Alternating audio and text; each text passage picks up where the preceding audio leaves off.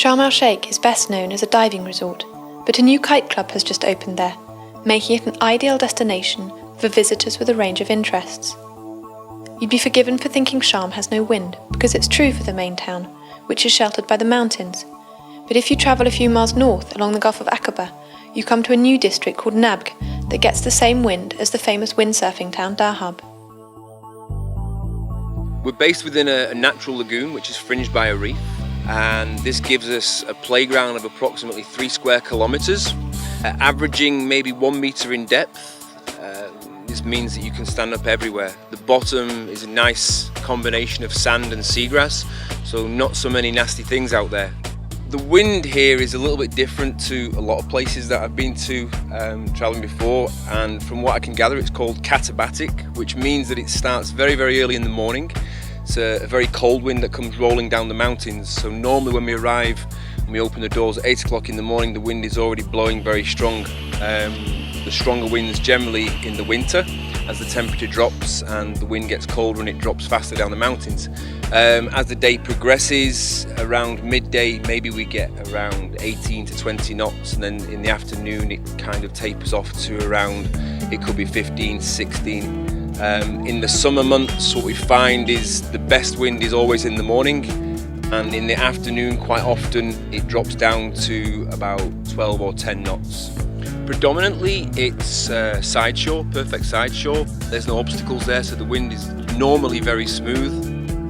We've found actually when the temperatures were coming down, the wind was getting better. So for us, our best months are in the winter months.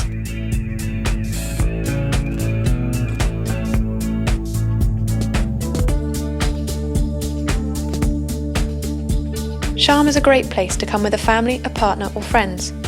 As the wind tends to die down relatively early, many kiters ride in the morning and then go off and have fun with everyone else in the afternoon.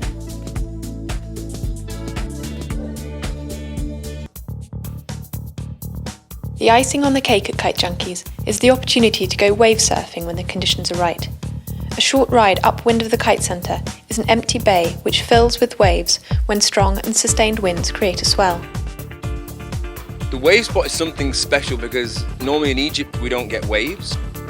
They're quite mellow, they kind of look intimidating and look quite powerful, but I'm not a professional with waves, but they kind of don't generally drive you so hard, which, like I say, it kind of makes it quite nice for the first time in the waves. When the wind does finally drop, you can find yourself enjoying a lot of other activities. Actually based nearby on the beach, we have camel rides, horse rides. If you want to go further out into the desert, they have quad bike safaris. There's an FIA regulated go-kart circuit which is very nearby, about 20 minutes. They have a very nice service, they come to pick you up. You can go and enjoy just something what they call a ride and drive, or you can do a full mini Grand Prix, which is very nice when you have very competitive guests here for the week. Kind of gets a little bit of frustration out of the system. Downtown Sharm El Sheikh is the Las Vegas of Egypt. It comes alive at night with its bright lights and people out for a good time. The main streets are full of colourful shisha bars with fake palm trees and low tables surrounded by cushions. The shops stay open late and there are many good restaurants, lots of places to chill out and watch the world go by. Or if you fancy a full-on party, the open-air nightclubs such as Pasha attract a big crowd.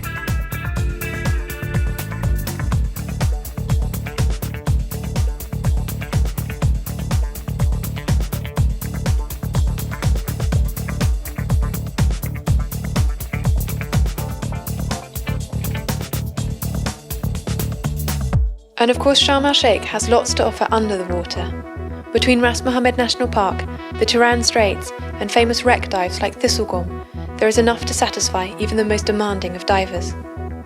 You might even get to see the hammerhead sharks in the summer if you go looking for them on the tip of the peninsula. All along the coast there is also fabulous snorkeling, so if you fancy your own personal aquarium, all you need to do is pop your head below the surface.